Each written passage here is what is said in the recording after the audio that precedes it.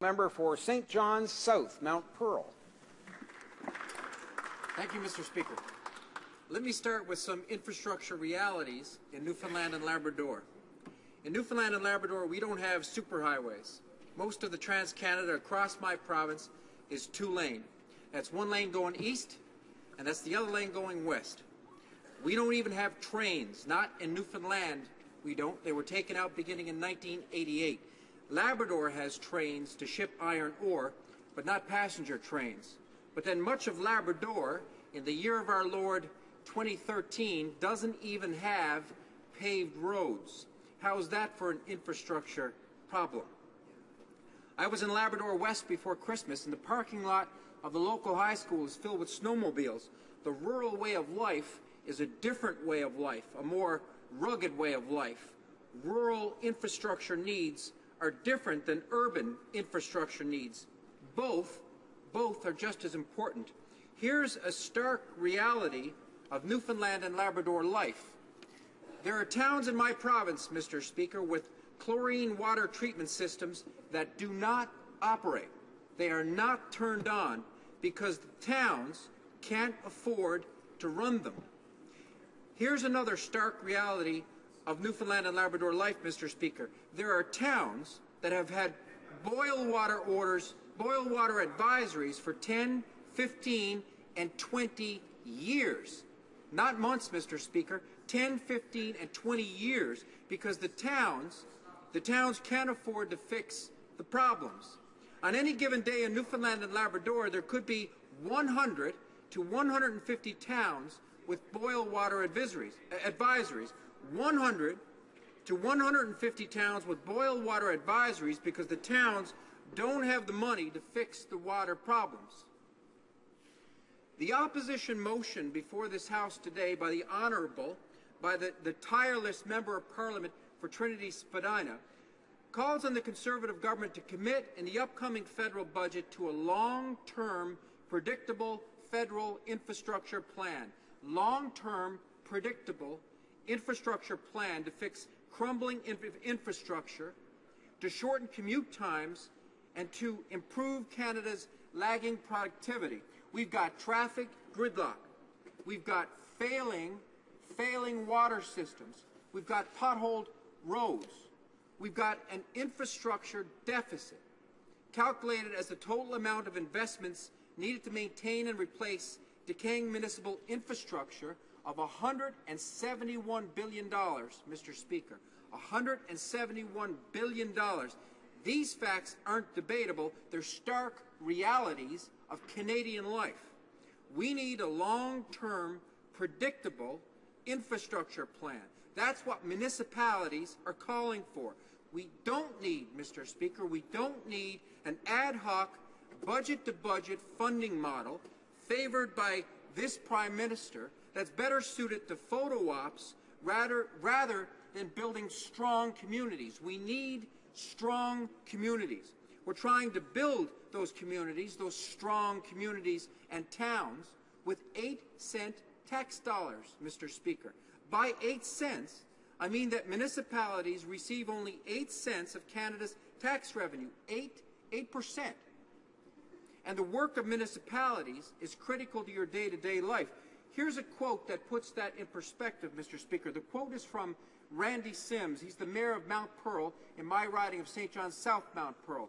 Quote, "You can invest in what you want. You can put millions into the fishery, millions into the universities, put millions into education, millions into business. You can do whatever you want, but remember this.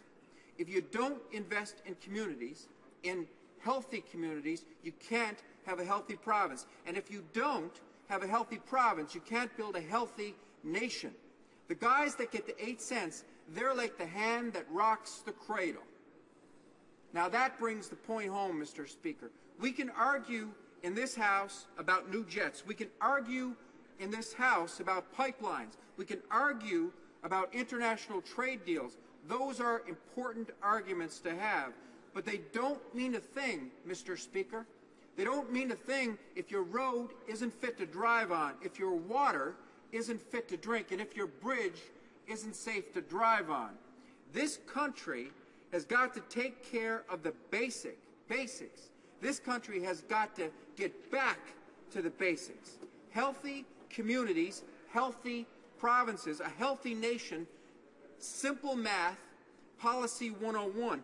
I had a conversation, Mr. Speaker, last evening with the President of Municipalities, Newfoundland and Labrador, a man by the name of Church Rogers.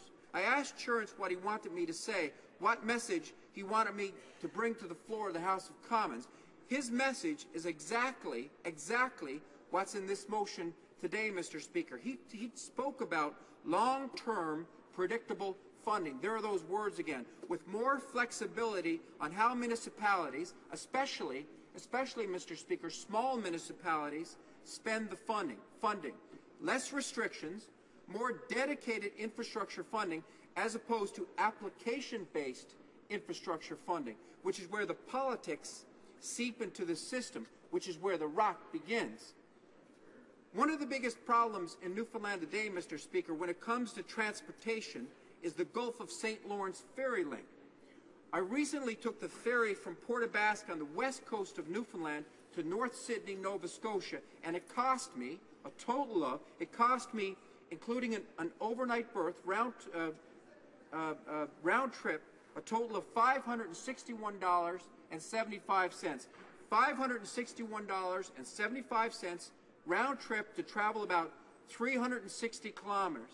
Now, if I travel that far by road, it would cost me about a tank of gas, less than $100. That's our highway, Mr. Speaker. And the cost of taking the ferry, the cost of shipping passengers and commercial freight on the Gulf Ferry run, is destined to increase on April the 1st by 4%, another 4%. When we talk infrastructure, when we talk transportation, we're talking, Mr. Speaker, we're talking about business, and the cost of business in Newfoundland and Labrador is continually going up. It's continually rising. The ferry link is our highway, and this poor infrastructure is affecting the cost of food, the cost of clothes, the cost, Mr. Speaker, of everything.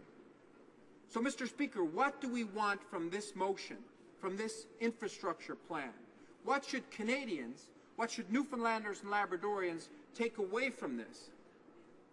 We want a plan that's developed through continuous talks with provinces, with territories, with municipalities, with Aboriginal communities. We want a long-term plan, Mr. Speaker, that spans 20 years. Clear funding, that's what we want, Mr. Speaker. Clear program targets and transparency. Take the politics out of it, if the Conservatives know how to do that. What have the Conservatives said about a long-term, predictable infrastructure plan, Mr. Speaker? What have they said? The Conservatives made a promise in 2011 for just such a plan, but it was nowhere, Mr. Speaker, it was nowhere to be seen in the 2012 budget. We can only assume that they didn't change the existing budget-to-budget approach because they like, Mr. Speaker, they like the partisan politics, because they like, Mr. Speaker, the photo ops, because they like to put Conservative Party logos on government checks and parade them before the media, Mr. Speaker. I'll end with a quote for the MP for Trinity Spadina, Mr. Speaker. Quote, "Canadians are tired of boil water advisories and dodging potholes. They're tired of being stuck in traffic jams and packed buses. I proposed a practical plan for long-term infrastructure, and I'm hopeful the Conservatives will work with me." I'm hopeful too, Mr. Speaker. Healthy communities make for healthy provinces, make for a healthy nation. Policy 101, Canadian policy, Mr. Speaker, 101. Thank you, Mr. Speaker. Hear, hear, hear. Questions and comments? The Honourable Parliamentary Secretary to the Prime Minister.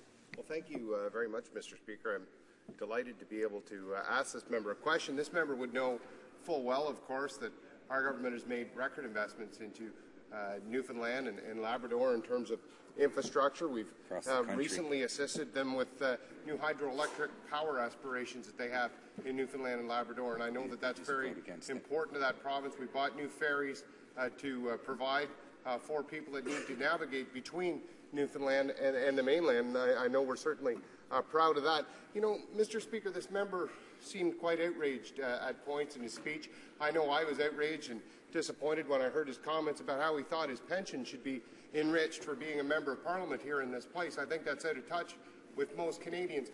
But I also think he's out of touch, Mr. Speaker, when it comes to infrastructure investment. No party has pledged more in infrastructure dollars than this government under this Prime Minister, and that member's party has voted against it every single time. Mr. Speaker. Member for St. John's South Mount Pearl. Thank you, Mr. Speaker, and I thank the honourable member across the floor for the question. He brought up a number of different points. The first point was about Muskrat Falls, the hydro development in Labrador, which we voted for because that's a good deal. It's a good, clean energy deal that's good for Newfoundland and Labrador, that's good for the Maritimes, and it's good for this country. When the honourable member across the way talks about infrastructure spending by this government is failing miserably at infrastructure investment. I mentioned in my speech about boil water advisories in Newfoundland and Labrador. At any one time, we have between 100 and 150 communities in Newfoundland and Labrador that have boil water advisories because they can't afford to fix the problems that we have. When he talks about infrastructure, he mentioned new ferries. He didn't mention the fact that a round trip, myself, my car, an overnight berth on one of those ferries cost $560 round trip, and it's going up by 4%, Mr. Speaker, on April the 1st. He doesn't mention any of that because that would point out the fact that the Conservatives are failing miserably on infrastructure. Questions and comments? Question commentaire. The honourable member for Bonavista, Gander, Grand Falls, Windsor. Thank you, Mr. Speaker. I'll make this question fairly quick. We don't have a lot of time. Being from Newfoundland and Labrador as well, one of the most common complaints about the system that we have is the lack of flexibility for the smallest of communities to invest. Not only do they have to contend with the fact that they only get 8 cents of the dollar in revenues, but also the fact that their municipal grants have been going down. But when it comes to the gas tax itself, what happens is a lot of it's very stringent in the way it's being spent, so therefore they don't have that flexibility in cases of need. So would the honourable member comment on the need for flexibility within smaller communities? Thank you. For St. John's South Mount Pearl. Thank you, Mr. Speaker, and I thank the honourable member for the question. He makes a very good point. Again, I had a conversation last night with the president of municipalities, Newfoundland and Labrador, and I asked him for advice again on points that he wanted me to bring up in this speech. And one of his points was the fact that towns want to get away from application-based funding, and they want to have more flexibility in the funding that they do receive. So that's a very good point, and they need especially small towns. They need more flexibility, not so many terms and conditions tied to the money that they receive. Questions and comments? Question commentaire. The honourable member for Toronto Danforth. Thank you, Mr. President. Mr. Chair, I was just wondering if I could ask my colleague from St. John's, Mount Pearl, whether you see any kind of opportunity for a green, sustainable economy that piggybacks on the emphasis on healthy communities and economic infrastructure. Could it be that while focusing on infrastructure, we also have an opportunity in front of us, crumbling inadequate systems that have to be replaced? A country where we're in the dark ages when it comes to railway, where our energy grids need to be upgraded, but we have to do it in a green way. An opportunity for green procurement, where we kickstart technology, construction, and technology sectors all at the same time. Is there a huge opportunity here as well as a need? Thank you. I'm a member for St. John's South Mount Pearl. Thank you, Mr. Speaker. Again, I thank the honourable member for the question. I like to believe, Mr. Speaker, that Newfoundland and Labrador is leading the way in this country in terms of green energy, in terms of green technology. I mentioned in one of my answers a moment ago about Muskrat Falls, the Lower Churchill development, half of the Lower Churchill development, and basically the green energy that's going to be brought on stream. That is one way that we're leading the country, Mr. Speaker, and I'll wrap it up. Thank you very much. There'll be 5 minutes for questions and comments after question period, but now we'll move on to statements by members.